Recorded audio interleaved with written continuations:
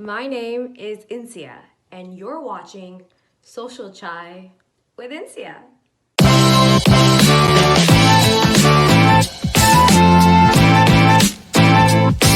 Right. Hi, everybody. I'm back. Ensiyah, episode 3 of Social Chai today. The topic is nepotism in politics. I have two very interesting guests coming in, Faizan Masoodi and Issa Sayed. It's going to be a really interesting conversation. So join in and start commenting, asking your questions, and be part of the dialogue. Let's go. Hello. Hi, Faizan. So our second guest will probably join in a little bit. They're having some technical difficulties, but can we just get like a brief introduction from you? Yeah, sure. So, I am an undergraduate student from Habib, and I'm currently in my third year. I'm finishing my degree in social development and policy. Um, Besides that, I'm really interested in, I'm like an avid reader. That's one of my favorite hobbies, which is why I ended up here actually, because I love reading about politics and current affairs and all of that stuff. So, yeah, one of my primary Okay. interests. Very cool, very cool. Hey, so this is Issa. Issa was previously having some technical difficulties, but now he is with us. Can you give us a brief introduction of who you are for people who might not know you? Okay, hi guys, I'm Isa. I'm an A-level student, just got done with A-levels. Uh, I do sciences and all that, but I also really like economics. So I this talk jumped out at me, and I talk about it and I feel like I did talk about it. So let's see where this leads. Okay, really cool. So the topic for today is nepotism in politics. So before we start the actual discussion, I want to define nepotism for our audience in very simple terms. So it's the practice among those with power or influence and them favoring relatives or friends. Well, favoring relatives, especially by giving them jobs. And because our focus is nepotism in politics, we'll see how it is done in politics. Okay, so let's start off with the first question. So I would like to know if you could like briefly discuss the history of nepotism and how it has become like, this modern day dynasty or almost like an oligarchy. So who wants to go first? I can go. Go for it. So I think there are two ways of seeing nepotism as a political issue, right? Because I think there's sort of been a transformation in the way that nepotism has as a phenomena has emerged. So there's a pre-modern era and there's a modern era, right? So when we talk about modernity, we are referring to the period in the post in very Western terms. If we come to think of it, it's the post 15th century or 16th century, like the Enlightenment and nation states and so on and so forth. And then there's a pre-modern era, which is the era before all of these developments take place.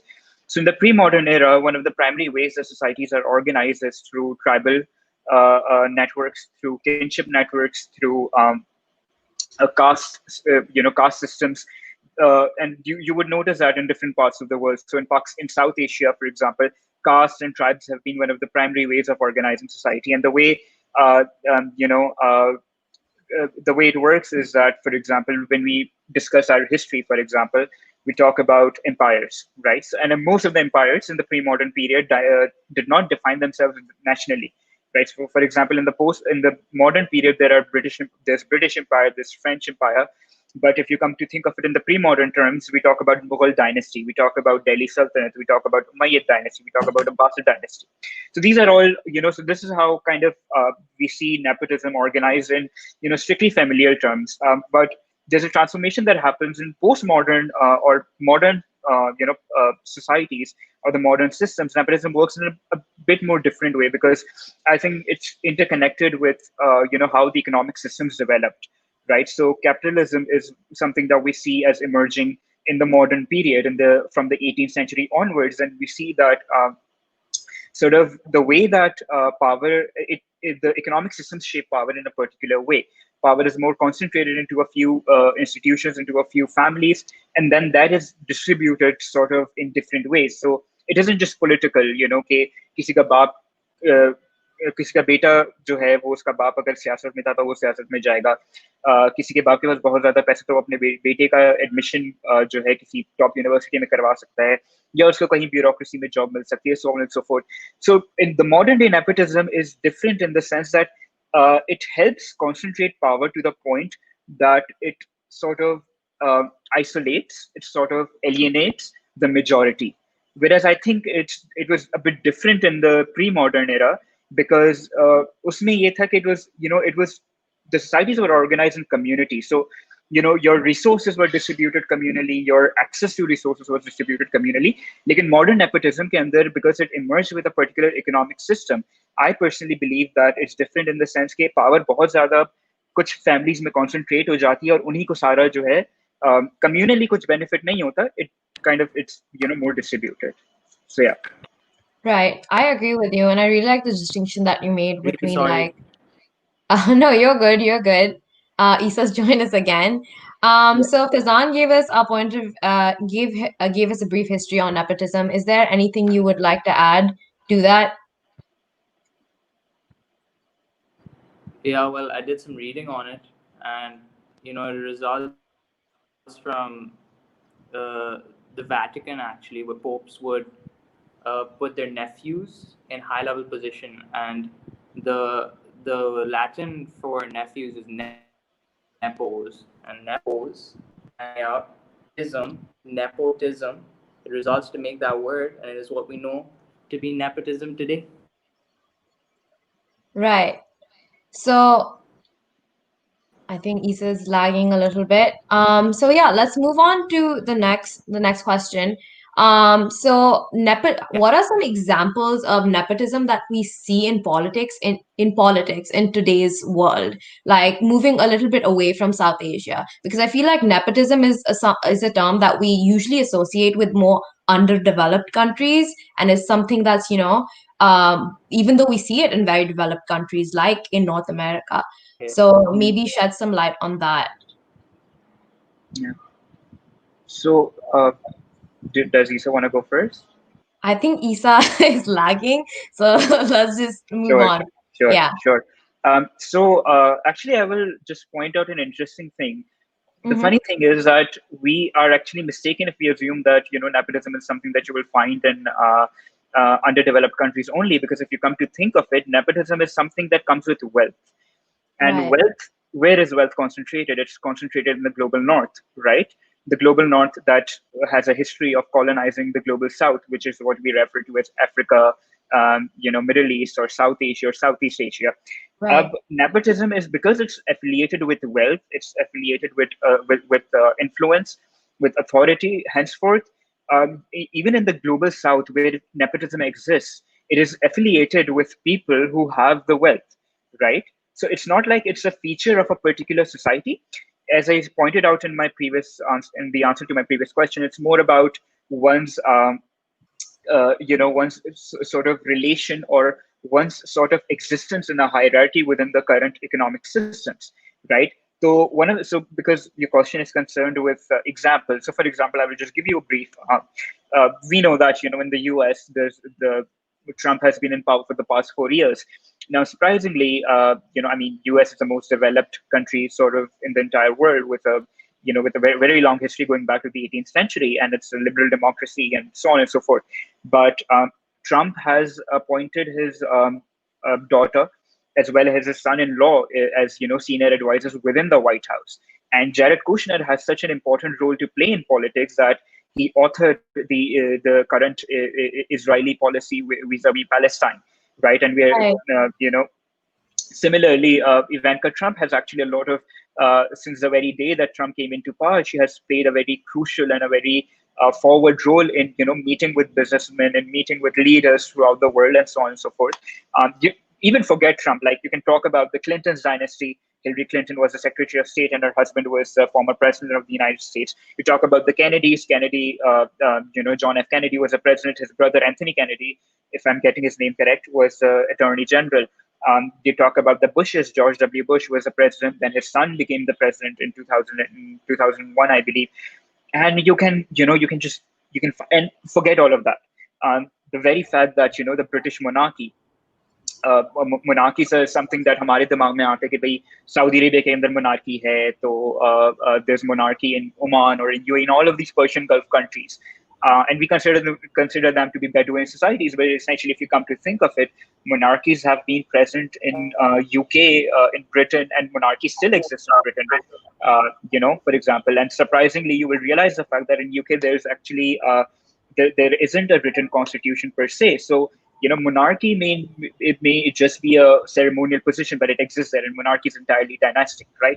So I think it's more about coming back to my, there's something that I mentioned previously. It's more about one's socioeconomic status, one's standing within the hierarchy of one's wealth. कि कौन कहाँ पे stand करता है, top 1%, top 10%, top 20%, and it will not and obviously you can find a lot of examples in the global south. You can find the Gandhis and the Abdullahs in India. You can find the Sharifs and the Bhuttos and so many dynasties in Pakistan. So it exists wherever there is wealth, essentially, if I were to, sum it up. Right. So just to give a recap to Isa, who's just joined us, Faizan was giving us examples like of Robert F. Kennedy, who was appointed Attorney General by John F. Kennedy in America. And so examples like that of modern day nepotism in politics. And interestingly enough, there's actually a statute that came out as a consequence of that appointment, which was the, I think, Federal Post Act statute of 1967, which made nepotism illegal. But there's gray areas to that because, like, for example, Ivanka Trump's position or like Jared Kushner's position, they don't have monetary gain, but there's gains of interest over there. Exactly. So let's move on to the next question, and I'll let Isa tackle this first since he's been a little MIA for a while. So what's so fundamentally wrong with nepotism, do you think? Because I feel like it's so normalized and it's done on lower levels and smaller scales when it comes to business, and we just see it as like status quo, like something really normal. What do you think is so fundamentally wrong with nepotism? Well, I feel like at lower levels, nepotism can be brushed off more easily because of how normalized it is to us. Because also it's like there's a culture that seems to stem from I'm going to build something up and I'm going to give it on to my next generation, right? So like my kid's going to run my company that I've built up. But once it gets to higher levels of these MNCs and all, these the managerial side of it comes in, and they might be too big to fail, but when they do crash, it's really bad. And when it comes to politics, something so opinionated, it's really dangerous to have like your kid succeed you. So like it could lead to many bad things happening, and they might not be qualified for the position. They might cut off more qualified people from wanting to enter the position because they might just feel hopeless. Like this is the culture that's happening in the city. I have no hope. I don't have the following that these clans do, like in Karachi, like in Pakistan, right? So also certainly like economics wise, in terms of economics, it's certainly detrimental to the economy because you have less efficient people entering the workforce. And since you said nepotism and not nepotism government pertaining to this question, it's like your output's going to be way less, Right. So this like blatant, like it's very black and white what you see happening from nepotism. It's just Right. Okay, so I completely agree with you, and I just want to open this question up to. I want to change the labels a little. Let's open it up to nepotism and cronyism as well. Cronyism is essentially for like audience if they don't know. It's when you also your acquaintances or your friends, also you like look at them more. You hire them into positions like even if they aren't qualified for them. So Fazan, directing this question towards you, and now we have another label added to it. So go for Yeah. it. Yeah, so I think I will answer both of your questions actually. The reason why we consider nepotism as so fundamentally wrong, I don't think actually that we consider nepotism as fundamentally wrong because essentially what we have been told since our birth is that हमें एक चीज घोल के पिलाई जाती है कि if individualism is something that is fed to us, that you're born in this world and it's up to you. You work hard, you make your way throughout all of the obstacles that you face. You get your education, you go to your university, you and in your job, and then you will get paid for your hard work essentially. So that is something that we are always taught. The ideas of that if you work hard enough, there's enough opportunity available for you to access. There's equality of opportunity, so to speak, and then there's meritocracy, which means that if you are merited enough, that you will succeed. But at the same time, you have to understand the fact that while all of that is happening, there's also a contrary at the same time, because we are kind of in the modern world actually, things like family and a particular kind of family, because family isn't just, modern families are not families per se. They're more like एक status बचा के रखने वाला method. क्योंकि अगर मैं जो है मेरे बाप ने अगर हार्वर्ड से पढ़ा है, तो ही विल वांट कि उसका बेटा भी जो है या तो से बेहतर पढ़े या तो उतना ही पढ़े, मतलब वो भी हार्वर्ड जाए या वो भी लम्स जाए या वो भी आईबीए जाए. It's considered an essential value, और हम उसको फेमिलियल, हम वो टेक्निकली वो है बहुत मटीरियलिस्टिक चीज, लेकिन हम उसको रखते फेमिलियल उसमें ही है, because our idea is that it's I mean, it's basically the idea that you want to promote your family, but it's actually just about preserving your status. So we are a society that is obsessed with meritocracy, but paradoxically, we are also a society that is obsessed with keeping its class status or keeping its status intact, socioeconomic status intact. So that is why हमारे लिए अक्सर अगर हम अपने बेटे को कोई बाप प्रमोट करता है, उसकी let's say legacy students हो गए हैं हम हार्वर्ड के अंदर पढ़ने वाले, like there are a lot of, I could have a 4.0 GPA throughout my college, right? But that won't matter if my father is not a rich man who can fund the university. So it's more about like the reason why we don't actually consider it fundamentally wrong, because हम एक तरफ meritocracy पे focus करते हैं, but at the same time our focus is also about maintaining class status, and I think that's where nepotism comes in. To very briefly answer your second question, I think it will be very easy to understand things like nepotism and cronyism and bribery and all of that stuff if we understand the concept of economic rent. So rent is something that हम जब economics की बात करते हैं, I think Ensiyah can add on to it because he is interested in economics. So economic rent is an unearned income, right? So a landowner, whatever money that he derives out of his land, is not an earned income. He hasn't earned that by hard work. He has earned it because he owns that land. वो उसको अपने बाप दादा से inherit हुई है. इसी तरीके से नेपोटिज्म, चाहे वो फिल्म इंडस्ट्री के अंदर हो, चाहे वो जॉबों के अंदर हो, चाहे वो एजुकेशन के अंदर हो, चाहे वो सियासत के अंदर हो, मैं अगर मेरा बॉस बड़ा सियासतदान है और अगर वो मेरी कैंपेन फंड कर देता है और उसकी लॉयलिस्ट कंस्टिट्यूएंसी मुझे वोट करती है, तो it's not my hard work that made me a politician. It is simply that I was given it in a silver platter. So nepotism is an economic grant. It is an unearned income, and so is cronyism. कि अगर आपको tax benefits मिलते हैं lobby करने की वजह से, तो आपने कोई तीर नहीं मारा है, आपने कोई हार्ड वर्क नहीं किया, आपने कोई इकोनॉमी के अंदर जीडीपी ऐड नहीं किया. You just earn it because you were able to use whatever wealth you had in order to influence politicians to give you tax breaks. So it's all of an economic rent, technically, in political economic terms. Right. Before Isa adds on to it, I just want to add on that I also think what you talked about also encourages generational wealth and generational influence and authority within these families and within these clans. Isa, you want to add on to that? I feel like pertaining to politics, certainly. But in politics, the rent, I feel like, would be the popularity that the person gains. So especially in like elected positions where they need to be elected, it's like you can benefit or bank off the name of your father or your grandfather to garner a following. And that's really something that's eating Pakistani politics up from the inside. Right. And it puts people in positions that they really shouldn't be, or they've been groomed to be, that there's certain things they don't believe in themselves that they've been taught to believe in. So there's a lot of Stockholm syndrome going on in Pakistan. It needs to be ended. Right. I think this is the perfect transition for us to answer this question by Faizu too, which says, how badly is Pakistan affected by nepotism in politics? Since you guys are situated in Pakistan, Karachi right now. So how badly is Pakistan affected by nepotism? Especially Sindh. Yeah. So I think so when we talk about nepotism in politics, right?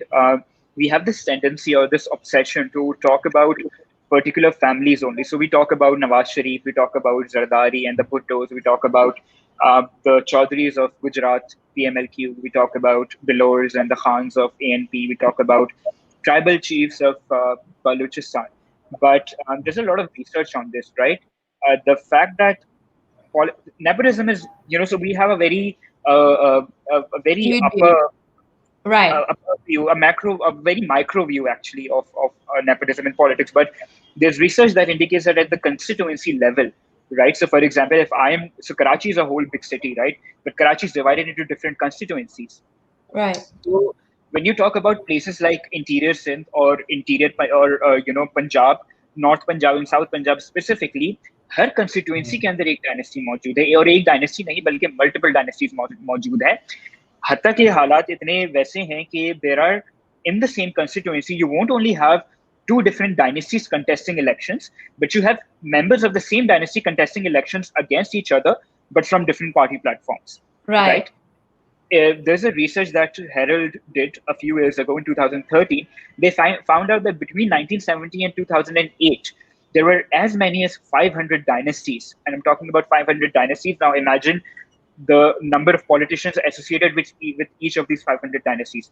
There are 500 dynasties that were able to enter and establish themselves in the political landscape of Pakistan. So it's good to talk about the upper level presence of dynastic senior leaderships, but actually जो game decide करते हैं पाकिस्तान के अंदर, those are the constituency level politicians, because these are the politicians who are also electables because they have a dynastic vote bank. So these are the people that say someone like Nawaz Sharif or say someone like Imran Khan or say someone like Zardari would go to और बोलेगा कि भाई तुम मेरी party join कर लो, अपना constituency का vote मेरे पास ले आओ, and we can win elections and I will give you whatever benefits that you need. So it's like a rentier relationship in that sense. So constituency level politics is very important to understand. I will just give you a brief names. इसमें landlords शामिल हैं, इसमें tribal चिफ्टैंस शामिल हैं, इसमें clans के leaders शामिल हैं, इसके अंदर बड़े बड़े इंडस्ट्रियलिस्ट शामिल हैं, Jahangir Khan Tareen of PTI. You can talk about the Makhdums, the Gilanis, the Chattas, the Chimas. These are all present in South Punjab. You can talk about the Jatois, the Khariyas of Sindh, and so on and so forth. So it's very, very prominent. Right. Something I also want to point out, since you talked about, constituencies and people, I think that it all boils down to a macro group interest that everyone has in common. And in a representative democracy, which Pakistan is essentially, and general democracies are, a benchmark of it is popular sovereignty, which is basically the basic principle through which a democracy is guided. And the fact that you don't have competitive elections when there's people with similar group interests, it goes against that. So you're not honoring your democratic state in itself. So they're hurting your democracy in itself. And we're obviously going to elaborate on this in the next question I'm going to ask you. But Isa, what about you? What do you think? I think Faizan really tackled that really well based on Pakistan.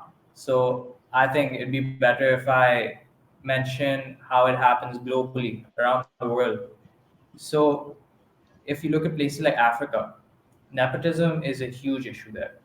And well, you might expect that the job market is also a huge issue there. So those two things kind of coincide. So in Africa, if you take, for example, South Sudan, this is straying a bit from nepotism, edging into cronyism, but there's huge ethnic rivalries in that part of the world. So when it leads up to government, these people tend to butt heads, and that's led to very violent consequences in South Sudan. There's been huge wars fought basically based on politics and ethnic identity. So favoring what you are yourself is very reminiscent of nepotism. And if you're asking is it that bad in Pakistan? It is bad. It's not as bad as it could be and has been in other places. Doesn't mean that we shouldn't strive for a change in this country. Right. I completely agree, and I like the positive end it took to it. But I definitely think that I would agree to disagree in the sense I don't think all negatives have to come in the form of explicit violence in front of you. There's a lot of things that can happen internally, and the long term you see the effects of it. And I also think nepotism is something very difficult to study in itself because it's not allowed to be studied. Like you talked about the Herald study, but just like recently, I was reading this article on Suharto, who is the former prime minister of Indonesia, and how there was like protests against him and the nepotism that was very prevalent in his government. But researchers weren't allowed to study; they were in fact imprisoned for even suggesting it. So I feel like there's a lot of barriers to even like really investigate the issue because of uh, Certainly. interest that it detects. Okay, so the next question, there's actually two questions. So the first question is, do you think nepotism threatens democracy? Do you agree with this statement? And what does this mean for the people living in countries that nepotism prevails in? And do you think that many of the problems afflicting these countries today are tied to the reason why we let nepotism persist in our politics? I know it's a lot to unpack, but let's just tackle first like how nepotism threatens democracy.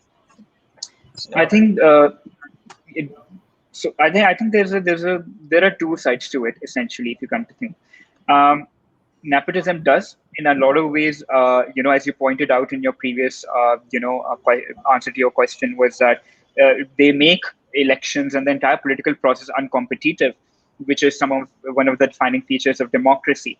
But I want to talk about some. I will be digressing a bit, but this is important to highlight. Go Um, for it. Nepotism itself surely can be harmful for democracy in a lot of ways, but there is potentiality for anti-nepotism rhetoric to sort of being co-opted by fascists in order to pursue their own anti-democratic agenda. So I will give you two examples of this. So for example, Modi's rise to power in India, right, has been at the back of portraying the Gandhis of Congress as sort of this leech, kind of a family that has been sucking up the wealth of the Indians, and it has made them poor in all of these 70 years, and has hardly made any contributions. And so when he rose to power, he said, "मैं चाय वाला हूँ, मैं lower caste से belong करता हूँ, मैं establishment का हिस्सा नहीं हूँ, लिहाजा कांग्रेस को यू नो आप साइडलाइन करें और मेरे मैं आके हिंदूज को अपलिफ्ट करूंगा, मैं आके जो है सबकी आवाज बनूंगा." And we know that his rhetoric is very poisonous in that sense. Though he's Right. targeting something that is anti-dynastic, he's being anti-nepotistic. But the truth is that that is something that was co-opted by a fascist. Similarly with Trump, Trump's main agenda was that I will drain the swamp. The swamp was Clintons were portrayed as this evil family, like with John F. Bill Clinton se leke Hillary Clinton tak, and then Chelsea Clinton was also targeted, Right. Hillary Clinton's daughter. And even in Pakistan, if you come to think of it, Imran Khan's rhetoric per se, and this is an unpopular opinion, but if you come to think of it, the way that he was able to mobilize an anti-political rhetoric by portraying as if the Bhuttos and the Sharifs are the only people who are responsible for everything that is bad has happened in Pakistan. Even though we have a 35 years long history of military rule, something that PTI never really Right. focused on because there are certain powers that make them. Right. So in that sense, I will just point out, I will end this here by saying that, yes, nepotism in a lot of ways by making democracy uncompetitive, by giving chance to people who may just be there, because of their lineage rather than because of their competence, by, restricting the access of the majority of the people who want a stake in politics, it can threaten democracy by, inciting in resentment in people. But at the same time, that resentment stemming out of nepotism can also be exploited by fascistic forces who can mobilize people on their fascistic rhetoric, even though they may not have a dynastic background. So nonetheless, they're a threat to democracy, if you come to think of it. Right. Well, So, Isa, do you agree with the claim that nepotism threatens democracy? And how so, I if you do? I don't think it threatens democracy. I think it significantly reduces the quality of the democracy that you live in. I think that democracy is supposed to be kind of vote for the person you want, get the person you want, person runs the country. But what do you do when almost every party in your country is led by one family? I mean Right. different families, parties. So adding to the point that Faizan had with Modi, Modi came into power based on anti-nepotism, right? So what? But the ironic thing about that is that nepotism is so deeply ingrained in, I think it's both in India and Pakistan, that there's still nepotism prevalent in their parliament. Right. Here's a statistic: 30 every person in the Indian Parliament under the age of 30 comes from a political family. So that's that really shows you that it doesn't really make a difference at that level, right? You prop this guy up, you prop Modi up, but then what are you going to do at the lower level people making decisions for your part of the country? Uh, it's really counterintuitive, and so does it harm democracy? Yes, in a way. Like, people don't have as many options. They're very skewed based on agenda, less on like the needs of the people. So yeah, it Right. certainly it reduces the quality. I don't think it's a set to like people wanting to overthrow the democracy as That was such. a very interesting stat. I was not aware of that. Yeah, Okay, so a question right. was There's asked many by stats in India. what? There's many stats in India that might intrigue you. Also Pakistan. Yeah, I bet it's But even skewed. I bet it's even more. So Arisha Rehan asked, is dynastic rule necessarily bad, or do we just believe it to be because the flag bearers of liberty and development have told us it is? That's an interesting question. What's I, yours? I, I will I will add on to what Isa said. I think that's a very relevant point. He said, democracy may not be threatened, but it harms at best, and it's not something that on the basis of which you overthrow, democracy. I think this is a very very important point, a very valid one when you consider our current context. Is the fact that so first of all, some people who are the most critical of dynastic rule, we need to sort of unpack their rhetoric. For me personally, before the 2018 elections, for example, I did this whole survey with a professor of mine who was working with the Waterloo University, and we conducted this research in central Punjab, and we tried to unpack sort of this whole anti-dynastic rhetoric by sort of understanding what the MNAs themselves had to say, people who belong to dynasties themselves in a lot of ways. And what we found out was that so the way it works is that in Pakistan, in a lot of ways, that हमने अपना वही जो मैं पुरानी वाली बात करूंगा, that our entire focus is on कि अच्छा ये इसकी बेटी है, इसके हाथ में पावर है, हमारा perception ये है कि भाई if these are the people who are ruling us and they are the only ones that have access to resources and so on and so forth, we believe that is the reason why we, like, someone, like, if I were to graduate out of university, I won't get a job because Mariam Nawaz has been appointed as a political position under Nawaz Sharif's government, or that Bilawal Bhutto will be given a position. But that is a very simplistic way to do it. I think it takes away the actual problem. The actual problem is that dynasties are not. Uh, Almost all of our political parties, चाहे वो PTI है, वो चाहे वो जितना भी anti dynastic rhetoric रख लें, चाहे वो पीएमएलएन हो जो जितना भी प्रो डेवलपमेंट रेटरिक रख ले, चाहे वो पीपीपी हो जिसका जितना भी प्रो पुअर रेटरिक हो, all of them follow the same economic ideology. सारे के सारे आईएमएफ के पास जाते हैं, सारे के सारे जो हैं करंट अकाउंट डेफिसिट और फिस्कल डेफिसिट के पीछे पड़े हुए कि बस किसी तरीके से जो है हम आईएमएफ से लोन लें और अपने आप को लोगों के ऊपर जो है वो सारा उसका बर्डन डाल दें, रिग्रेसिव टैक्सेशन करें, डेवलपमेंट एक्सपेंडिचर कट कर दें, currencies liberalize karne, just to think or all of that will just make the country better place. So I think that the problem is not that Nawaz Sharif is in power or Mariam Nawaz is in power or that Bhutto is in power or Zardari is in power or even Imran Khan is in power. The problem is not dynasties. The problem is with the political ideologies that they have. And right now, I think ever since 1990s, where we talked about, when there was the end of the Cold War and a sort of a new liberal economic policy became the hegemony, right? I think all of Congress से भी अगर आप बात करें, the point is not कि कांग्रेस जो है dynastic है कि नहीं है. The point is कि कांग्रेस ने 1990s के अंदर इंडिया की इकोनॉमिक लिबरलाइजेशन की थी, और उस इकोनॉमिक लिबरलाइजेशन का नतीजा ये निकला कि that inequality literally reached its pinnacle. People were power got concentrated in huge corporations that were able to get tax breaks, जबकि वही corporations लोगों के अब जाके देखो सेंट्रल इंडिया के अंदर इनके इंडिजिनस ट्राइब्स के फॉरेस्ट के ऊपर जो है वो कंस्ट्रक्शन कंपनी टाटा बिरला सब ने जाके कब्जे किए हैं with the banking of the state. These are the reasons that these are the things that we need to talk about. I don't care कि सोनिया गांधी पावर में है या नवाज शरीफ पावर में, I care about the economic policies, right? I care about the political ideology that they stand for. So, for example, when Imran Khan came into power, I think उसका rhetoric जो था, जो political ideology जो थी और जो कि उनके टेनर में नजर आई है, I don't think there's anything better with PTI than it is with PMLN or PVP. They all follow the same economic ideology and they impose it on the people. So dynastism doesn't matter. I think it's the political ideology that you stand for that matters. Right. So like you talk about political ideology and like protecting economic interests. I feel like there's been, and it's always been, it's persisted, you know, like the capital class always ruling. But why do you think that we let it persist and prevail, even though to a large extent we've seen it failing the masses? Why do you think that still prevails in our society? And in a sense, why do we let nepotism persist? I think Issa should go for this question. Yeah, I think for this, it's. Have you ever heard how they say that, good kings, their offspring don't tend to be good kings after them?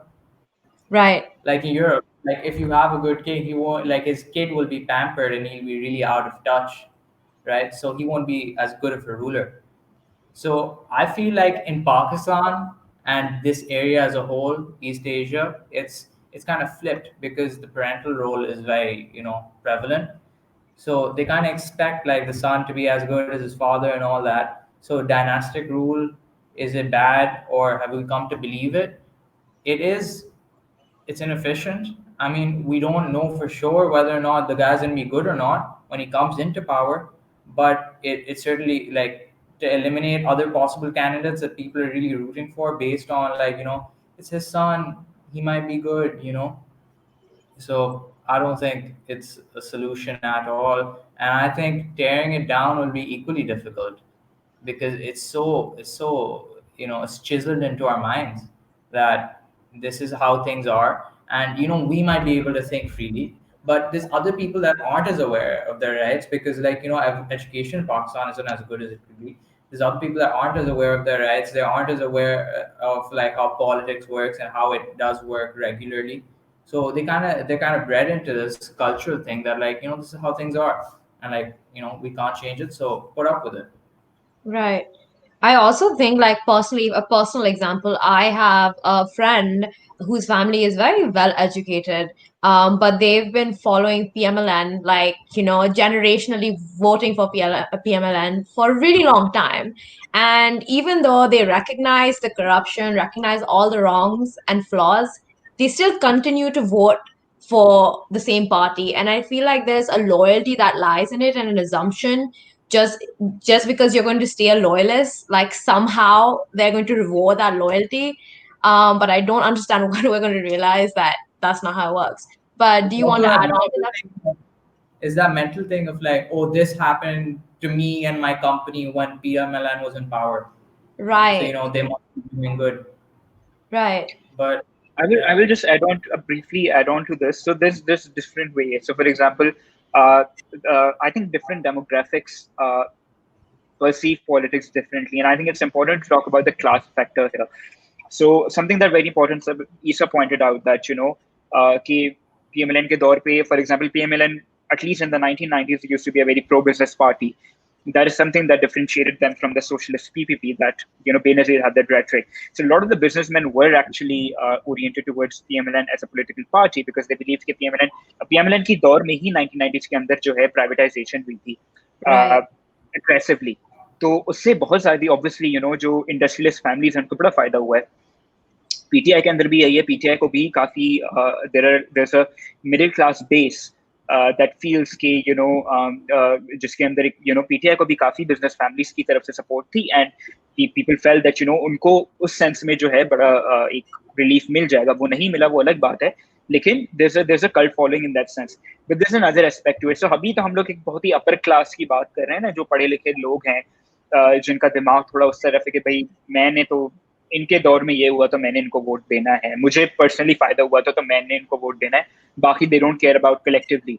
लेकिन जो है अगर आप again I will come back to the constituency level politics, right, the reason why most people vote for dynastic politicians at the constituency level, specifically in rural areas like South Punjab or interior Sindh, is because कि वो जो डायनेस्ट होते हैं ना, वो feudal landlords होते हैं, वो होते हैं आपके ट्राइबल चिफ्टैंस होते हैं, या वो जो है गद्दी नशीन वगैरह होंगे। तो गद्दी नशीन वालों की तो रिलीजियस फॉलोइंग है, ठीक है, कि वो मानते हैं शाह महमूद कुरैशी जो है उसके लोग चूमते हैं जो है मुल्तान के अंदर, जो उसको लोग पीर मानते हैं, तो उनके लिए तो एक रिलीजियस ड्यूटी है वोट करना। सही है। उसी तरीके से फ्यूडल लॉर्ड जो होता है उसके ऊपर, उसके लैंड के ऊपर कल्टीवेशन करने वाले होते हैं टेनेंट फार्मर्स, ठीक है। फिर उसके बाद जो है, तो एक तरीके से एक लॉयलिस्ट कंस्टिट्यूंसी इस सेंस में है कि जी जो गरीब बंदा है उसके पास एक्चुअली कोई चॉइस नहीं है, अगर वो उनको वो रिलीजियस स्पिरिचुअलिटी रीजन की वजह से वोट करेगा, वो फ्यूडल लॉर्ड्स के लैंड के ऊपर काम करता है तो उसको वोट करना पड़ेगा। ट्राइबल चिफ्टन है, अगर कोई खड़ा हो रहा है, कोई क्लैन का लीडर है तो क्लैन लॉयल्टी है तो वोट करेगा, एक लॉयल्टी फैक्टर है रूरल कंस्टिट्यूंसीज के अंदर। दूसरा फैक्टर ये है, I will keep it very brief, कि 1980s के दौर में जो है ज़ियाउल हक ने एक चीज इंट्रोड्यूस की थी कि एमपीएस और एमएनएस के हाथ में डेवलपमेंट फंडिंग पकड़ा दी थी। डेवलपमेंट फंडिंग का मकसद ये है कि जो भी लोकल गवर्नमेंट के काम होते हैं लोकल लेवल पे, ठीक है, जो आपका सीवेज सिस्टम होता है, जो आपके रोडों का सिस्टम होता है, जो आपकी पानी बिजली यूटिलिटी होती है, कोर्ट कचहरी होती है, पुलिस के मसाइल होते हैं, जहेज के हद तक के जो इशूज होते हैं, ये सारे के सारे कंपनी, ये सारे पर्सनल इशूज, ये सारे लोकल गवर्नमेंट के इशूज हम लोग अक्सर कर्ज करते हैं कि भाई जरदारी ने क्यों नहीं रोड बनाई, वो उसका काम नहीं है, वो इज एन एमएनए, ठीक है, वो काम लोकल गवर्नमेंट का होता है। लेकिन ज़ियाउल हक के दौर से असल में हुआ ये कि डेवलपमेंट फंडिंग और लोकल गवर्नमेंट के ज्यादातर फंक्शंस जो हैं वो ट्रांसफर कर दिए गए हैं into the hands of MNAs and politicians and something that they hold power over. तो लोग वोट करते हैं इन एमएनएज और एमपीएस को, चाहे वो डायनेस्ट हो, बिकॉज दे नो के भाई इनके हाथ में डेवलपमेंट फंडिंग है, अगर इनको हम वोट करेंगे और यही पार्टी जीतेगी तो हमें डेवलपमेंट फंडिंग मिलेगी, हमारी कंस्टिट्यूएंसी इंप्रूव होगी। तो देयर लोकल गवर्नमेंट पाकिस्तान में अभी पीटीआई को आए हुए 2 साल हो गए, उन्होंने तीनों तीनों सूबों के अंदर कहीं पर भी लोकल गवर्नमेंट नहीं है। तो लोकल गवर्नमेंट हर डेमोक्रेटिक हुकूमत के अंदर से, चाहे वो पीपीपी हो पीएमएलएन हो, एग्जिस्ट नहीं करती। उसकी वजह यही है कि उनके सारे एमएनएस और एमपीएस के पास जो है डेवलपमेंट स्पेंडिंग होती है, जो कि वो करते हैं। तो लोग वोट करते हैं उनके लिए क्योंकि उनको पता है कि डेवलपमेंट स्पेंडिंग आएगी ही इन पॉलिटिशियंस की वजह से, अब वो चाहे डायनेस्टिक हो, चाहे वो जितने भी बड़े करप्ट हो, चाहे वो जिस भी जद्दी पुश्तों से उनका ताल्लुक हो, they vote for that because they get access to those resources. So there's a reason for this, you know. It's not like people are just jahil or they're uneducated or they're unaware. They just don't have any choice. So this is a very important aspect that we need to remember. Right. So there's another question over here. Anisa, I want you to tackle it. It says, are the prominent democracies of the world really meritocratic, or are we just made to believe so? So, prominent democracies of the world, I'm assuming you're saying like the USAs and the Chinas. To some degree, yes, they are. Certainly more than they are like developing countries like ours. Uh, but that's because of like they have more strict enforcement and they also have more laws to prevent nepotism in place. We really, if we do have them here, I don't know. Uh, and they're not enforced if we do have them here. So are the prominent democracies of the world really meritocratic, or are we just made to believe so? No, I don't think we're made to believe so. I feel like the causes of nepotism are pretty, like you can see them. And I think the negatives that come from nepotism, you can see them happen in Karachi, happen in Pakistan. They're very evident if you focus. And if you look at other countries where it's not as prevalent, there's certainly a difference. You know, there's people actually qualified to make the decisions that they're making. There's people that are educated in the things that they're doing, not just, you know, silver spoon given the work that they're doing because, you know, their family wants them to have high level positions, to bring more pride to their name. Right. Yeah, I don't think it's, you know, it's a conspiracy or something. I think it is Right. what it is. Yeah. I would yeah, go for it. No, you can finish. No, yours. I just want to make a comment that I would personally disagree with that point. I feel like these, you know, countries like in North America, USA, for example, I feel like they paint a very holier than thou image of themselves across the world, even though the politics is just as ganda, if not worse. I think the nepotism is just as bad. However, I feel like there's a lot of access over here to opportunities and education in which I feel like you can justify that nepotism saying, you know, so and so qualifies because of so and so reason. Like Ivanka Trump's like justification was that she's gone to business school. Yeah. She's ran Trump Towers for a while, so Yeah. make a senior advisor, you know. I would like to add on to your point, actually. I think meritocracy is something that the rich people came up with themselves to, justify their own position, particularly. And I think the whole BS that meritocracy is, the whole facade worn out when last year the, biggest scandal in at least the recent US history of admissions took place in, last year when 33 really influential, wealthy, and powerful families, including two Hollywood actresses, were found to be using their powerful means to sort of bribe their children's way into Ivy League universities. They Yeah. bought off set instructors. They bought off their test scores, their children's test scores. They were able to do all of these horrible things that invited indictments in the charges against them. I think the reason why nepotism is just as bad, and I would even actually say that nepotism is something that came from global north and entered into global south, because as I said before, that the way that I drew a distinction very early about modern nepotism versus pre-modern nepotism. So in our part of the world, societies were definitely organized around castes and tribes and clans, and there was indeed a lot of inequality. But you have to understand the fact that with the colonization came economic systems that were built on, that it brought in institutions जिनका access सिर्फ एक certain class को ही महदूद हो गया.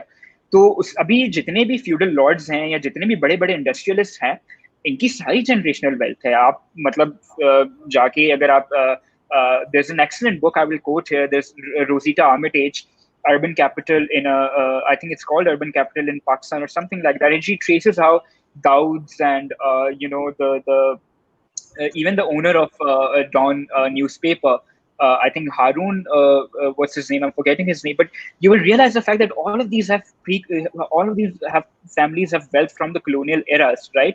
So there's an important. So coming back to my actual point, is something I would say that nepotism is very modern in the current way that it exists because it is tied to the modern economic system. Meritocracy doesn't exist because there isn't an equality of opportunity. And there isn't an equality of opportunity because there are vast disparities of wealth. And vast disparities of wealth exist in almost all economic systems across the world because we all generally follow this free market fundamentalist, ideas. Market is self-regulating, but what happens is that market actually ends up concentrating more wealth into already wealthy people. So meritocracy is something that I think rich people just come up with in order to justify their imposter syndrome. You quoted Ivanka Trump. I think these people just want to think, whatever they have earned in their lives is because of hard work. Whereas the truth is that all of their money is something that makes all of their hard work possible, right? Legacy student Jared Kushner parents paid $200 million or $2 million, I think, to get him admitted into Harvard. I mean, that's flies in the face of meritocracy. Right. I just wanted to, this might digress from what we're talking about, but I do think it's very important to point out. I feel like there's been this tilt towards individualism and away from collectivism in nations all over the world. And I think that has been because of Europe and North America, majorly because democracy is like, this crown jewel that everybody needs to have. You need to have it. And because of that, economic and governmental systems like communism and socialism are vilified in our societies, and capitalism is like put on a pedestal. But yeah, I just wanted to point that out. Definitely. So let's briefly just touch upon how since we're nearing towards the end of the show, first let's just tackle briefly what the social and economic impact of nepotism in politics means for us. What's the imminent threat for us, citizens who are not part of the government, and how do we fix it? Do you want to tackle it or should I? Anyone? Yeah, go ahead. Go for it. I feel like in terms of economics, it really bottlenecks the potential that your country has. So the possibilities that you have, you're not availing them because of favoritism and other biases like cronyism, nepotism, all that. How does it affect us? Well, it affects us in terms of economic policies that we might not agree with because these people in power have just inherited it from their parents. Uh, you need people that are properly qualified for these positions, and you need people that understand how things are, at the grassroots level, because these people are raised in, like, if you're raised in a mansion, I don't think you'll understand how a truck driver feels, in the country. So it, like, if affects us, I don't think as much as it affects other people, like, because we're privileged, right? We're considered privileged. Other people that aren't privileged, they're hurt by this a lot. You know, their businesses, things they're building up. It's very difficult when something is so polarized in your country, and the economics in your country is so polarized that it's not any semblance of stability isn't there. Right. So before we move on to fixing it, Faizan, what's your take on the economic and social impact? I think the impact is very clear, because nepotism, as I said, it's a way of gatekeeping, sort of, and it reinforces inequality. Because होता ही है कि, for example, nepotism की, जैसे मैंने last उस पे बात की कि I gave the example of the US admission scandal, right? मैं जो है अगर मेरा किसी lower middle class family से ताल्लुक है, and I have maintained a perfect, despite my economic obstacles, I've maintained a perfect GPA. I've been able to, devote myself into extracurriculars, and I apply to an Ivy League institutions. There's my application, and then there's an application of someone who has a much lower GPA than me, as has someone much lower SAT score than me. But he spoke, उसके admission papers के ऊपर एक ठप्पा लगा हुआ है institutional development का, जिसका मकसद ये है कि उसकी family जो है, they are willing to, donate to the particular institution. Say I'm applying for Brown universities, and the family has decided that they will donate a few $100,000 to the university, and that adds up to the institutional development of the university. Now, he may have a lower SAT score, he may not be as intelligent as me, he may not be as hardworking as me, but he will get that admission, and I won't. And I will end up probably at a public university because I couldn't afford to do so. So that's, the way that nepotism works is that it gatekeeps. इसी तरीके से सियासत की अगर आप बात करें, I could be someone, for example, you could talk about Gibran Nasser, for example, right? I mean, that guy has been trying for like 7 years now to, mobilize an entire young population behind him, and he gets his own campaign. He doesn't go after, rich businessmen or industrialists. He doesn't go after, forming alliances with electables and constituencies. He sticks to his principles. But that man has not been able to win a single election. He has not been able to muster even more than a few thousand votes, because there's someone more richer. So he was contesting in the same constituency as Arif Alvi. Now, Arif Alvi has the backing of an entire business-backed PTI, for example, and he has far more, and in fact, and if he were to, like, forget Arif Alvi, if he were to contest against a dynastic politician, he would take Ali Tareen, for example. Ali Tareen only was able to contest elections in 2018 because of his father. Helicopter पे उन्होंने पूरा जो है उनकी जो constituency है उसकी वजह से उन्होंने चक्कर मारे हैं. तो भाई हेलीकॉप्टर कहाँ से आया? तुम्हारा अपना तो है नहीं, तुमने अपने बाप का कमाया हुआ है. So that is what it does. Like, I can't, if I were to contest elections, I can't get my father ka helicopter because my father clearly isn't rich enough. It's a gatekeeping way of, so that's essentially what the economic and political impact is. Okay? And we have a bulging youth population, we have, a very 65% of our population is youth. इस youth को अगर political system के अंदर gatekeeping की वजह से, nepotism की वजह से access नहीं मिलता, तो वो किसके पास जाएंगे? वो उन्हीं पार्टीज के पास जाएंगे जो कि ये बोलती हैं, जो कि अंदर से बहुत डायनेस्टिक होंगी, लेकिन वो सिर्फ ये बोलेंगी कि जी हम एंटी डायनेस्टिक हैं, लेकिन उनका रेट्रिक पूरा एंटी डेमोक्रेटिक होगा, and young people will buy it. That is what has happened in Pakistan. That is what has happened in India.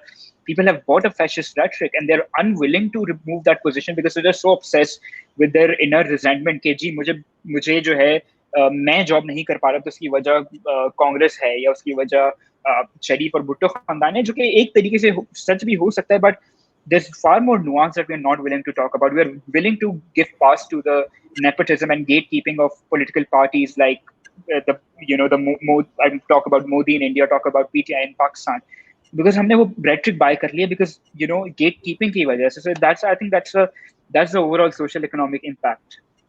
Right. To add on to Faizan's point, I think that, since politics is so heavily dependent on financials and how much money you have, campaigning that you have to do to muster up votes in various areas, and the majority of the population in the upper class is older, right? So you don't have many self-made young guys because they've lived longer, they've earned more money. So I mean, it's understandable, but it also coincides with how the politicians in the modern day don't have the values of the young people living in their countries, right? Because and they're the only ones that are able to finance it. Like Gibran Nasser, he doesn't have the financial backing that some of these moguls do, that are also running political campaigns. So he hasn't been able to muster up a vote. And there's a lot of young people that agree with him, but like they don't have a lot of power in these sorts of spheres. So it really hurts young people's interests because they're the people that are going to inherit the country. And their values are very different because there's drastic changes that come with the with values. Like as of now, left wing, rhetoric is more popularized on the media. Right. Yeah, so it's very difficult for these young people to find someone that completely agrees with what they agree with, and it's very difficult for them to find a person to vote for because of Right. how dependent it is on financials. Right. No, I completely agree with you. I think you guys basically basically wrapped it all up when it comes to social and economic impact.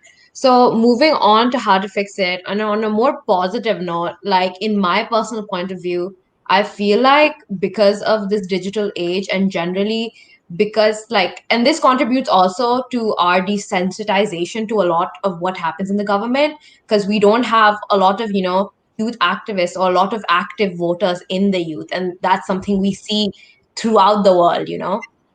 I feel like they don't trust the government, but at the same time they realize that they do need to start voting and start to get more actively interested if they do want to change the system. So I definitely feel like the youth has mobilized more in the past years, and I do think that will contribute to fixing the system and get people like Gibran Nasser. I feel like Gibran Nasser is the Bernie Sanders of Pakistan personally. Yeah, I feel like that, where people, it'll go back to old politics where like you put values that you align with rather than, Hmm. political or group interests. What do you guys think? How are we going to fix this? How do we fix nepotism? I think to add back to your point, I think there are two ways. One is that I'm very glad to see things like Aurat March and Climate March and Student Solidarity March, because these are young university students, and they know that, and they experience the fact that there are a lot of ways, there are multi-layered ways that they're oppressed. So they're coming out on the streets and they're not afraid. A lot of them don't have their familial backings, or their families don't approve of that Right. political activism, but they're willing to take the risk because they understand the fact that the current political system is not welcoming them, is not is interested in only its own gatekeeping. So that is one positive development. But I think for that to be successful, though, what we need is a fundamental transition in our philosophical view of the world. Something that you pointed out very a few minutes back when you talked about individualism and the shift away from collectivism. I think that is something that has again come up with colonial rule, because these were Enlightenment ideas that were born and bred in Europe and North America in the 18th and the 19th centuries, and then they were transferred to us through the systems of colonial rule and our ideological training with that regard. So the way to go about it is to understand the fact that it is not, because individualism is something that makes you uh, support your family members in all circumstances and going to any extent to put them in a particular position of power, regardless of whatever consequences that it has for the rest of others, and how it basically restricts opportunities for others. So I think if we are able to mobilize our political sort of training and philosophical training to move away from individualism, to sort of realizing that our interests lie in the collective, because a lot of the times people just they're like मेरा क्या इसमें नुकसान है, मतलब ठीक है, मुझे तो फायदा हो रहा है इस चीज का, मैं इस पार्टी को वोट करूंगा, वो जितनी भी डायनेस्टिक हो, एटलीस्ट उनकी वजह से मुझे इतना मुझे बिजनेस लोन मिल जाएगा या मुझे टैक्स ग्रांट मिल जाएगा, तो मेरे बिजनेस का तो फायदा है, मेरे बाप के बाद मुझे ही वो बिजनेस मिलना है. तो it's kind of like that. We will have to I think our activists will have to, our left in Pakistan will have to move towards fighting and highlighting the ways that individualism kind of corrupts the society and gives birth to things like cronyism and nepotism and so on and so forth. There's a philosophical shift that's needed. Right, I completely agree with you. Isa, how do you think we're going to fix nepotism in Pakistan? I mean, I completely agree with Fazan. It's just, mentally, we have to realign ourselves as a country. And, again, I don't think people are completely aware of their rights and what they deserve. Uh, I feel like as it is right now, it needs to be torn down and rebuilt. You get what I'm saying? Because, like, it's no, not in like a Pretty rebellion. revolutionary thought. Not You that read a way. lot of Marx, I see. The thing is, No, I basically, see the Marxist aspect. Yeah, go for it. no, no. I mean, like, kind of, shift the wave from these people that are like sworn into a certain party and they swear by it. They're like, PMLN. I vote for PMLN every day. I do it, right? So there's definitely a cultural shift that has to come for it to be effective in terms of politics, because it is like, elections, and you can always say, just don't vote for them. So there's always an excuse that you could lean on. But I'm saying that if you don't change, if you don't change like your mindset about politics, and obviously, we're free thinking people, we're independent people. We can make up our minds and say like, I'm not going to support these people. They've been in power for 15 years. You know, there's a lot of people that aren't aware of that. They're like, Nawaz bhai, he's doing great things for this country, and there has to be some enlightenment. And in terms of media, I don't think there's a lot of educational, content out there in terms of media that really informs people of like things they could do and things about how they could improve their country, and how, if they don't support this type of rule, how great things could be for them. We might actually have someone inept in terms of like handling our like economy. you know Right.